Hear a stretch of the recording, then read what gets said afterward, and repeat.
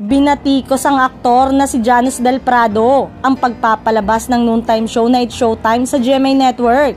Sa Instagram account ni Janus, ibinahagi niya ang isang mensahe na kung saan may nakalagay na yung mga bumabatiko sa mga lumipat dati, naglipatan na din ngayon. Kala ko ba hindi loyal mga lumilipat? Sad pa ni Janus, kala ko ba walang lipatan ever? Sinabi rin ni Janus na huwag magsalita ng tapos dahil hihingi rin naman pala ng tulong sa huli. At the end of the day, lumipat pa din sila ng station.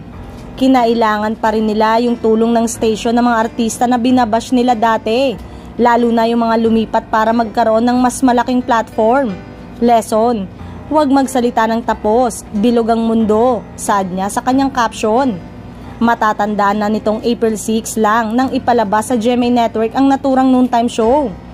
Ang It's Showtime ay gumawa ng isa pang makasaysayang milestone na magsimula ang debut episode nito sa isang kahangahangang opening number na nagtrend sa buong mundo at nakakuha ng 500,000 peak concurrent views noong Sabado. Binuksan ng kabogable superstar at birthday girl ng Asia na si Vice Ganda ang It's Showtime gamit ang isang Dune-inspired video na kung saan umupo ito sa ibabaw ng logo ng GMA sa pangunahing gusali ng network.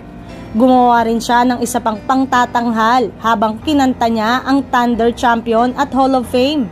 Samantalang napapanood ngayon si Janus sa seryeng Black Rider. Kilala rin siya bilang isa sa long-time talent ng Star Magic. Isa rin siyang dating child actor at nakilala sa mga pelikulang Batang X at Magic Kingdom.